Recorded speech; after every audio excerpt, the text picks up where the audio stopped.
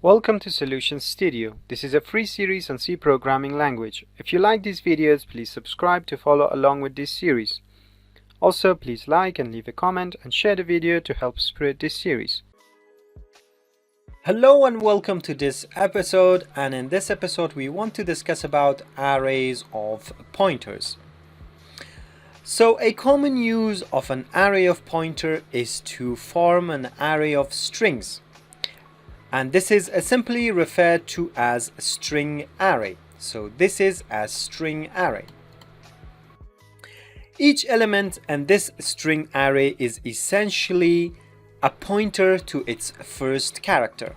So that means that each entry that you see here in this array, they are actually a pointer to a string's first character. This pointer has 4 elements, and this char in here, it indicates that each suit element is of the type pointer to char. The qualifier constant that we have in here indicates that the string each element points cannot be modified. These strings that you see in here, they are placed into arrays themselves, and each of them are stored in memory as a null terminated character string that's 1 character longer than the number of characters in the codes. So for this string there will be 1, 2, 3, 4, 5, 6 and 7, including the null characters. And once again, as we said before, although it appears that these strings are being placed into this array, only pointers are actually stored in this array.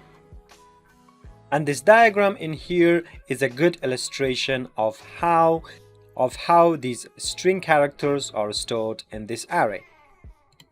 And as we said before, each pointer points to the first character of its corresponding string. And that's why even the char array is fixed in size. It can point to character strings of any length.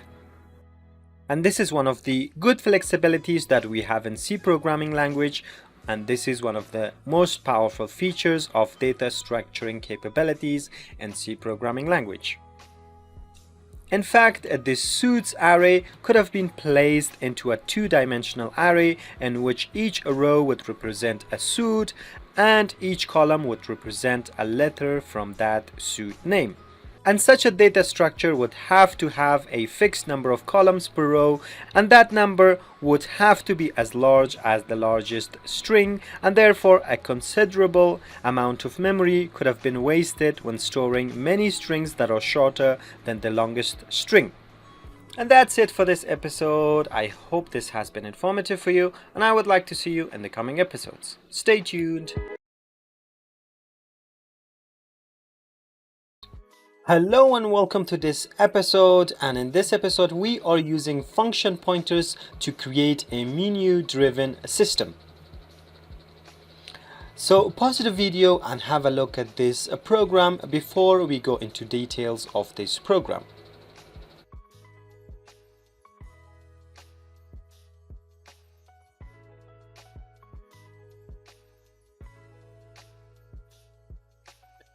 Hello and welcome back, and one of the common uses of function pointers is to create menu-driven systems. A program prompts a user to select an option from a menu. So we have our prompt in here.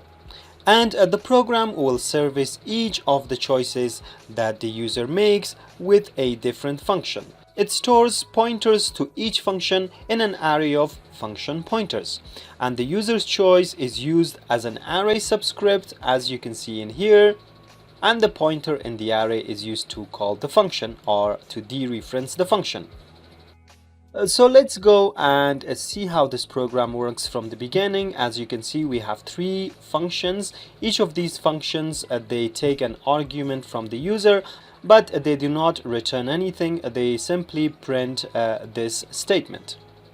Then in here you can see that we have stored pointers to these functions in this array f.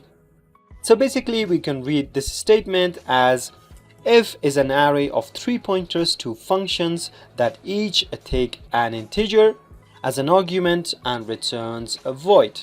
And the array is initialized with the name of the three functions.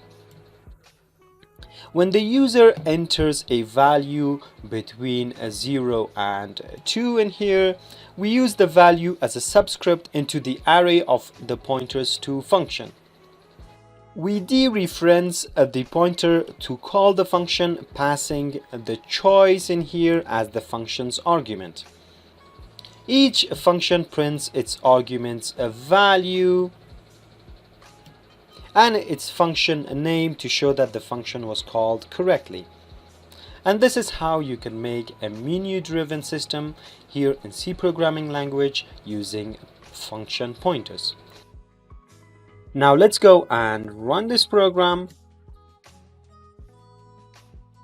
So I will make some choices, maybe 2. Function 3 was called. 0. Function 1 was called. And if enter 3, then the program execution has completed. And that's it for this episode. I hope to see you in the coming episodes. Stay tuned.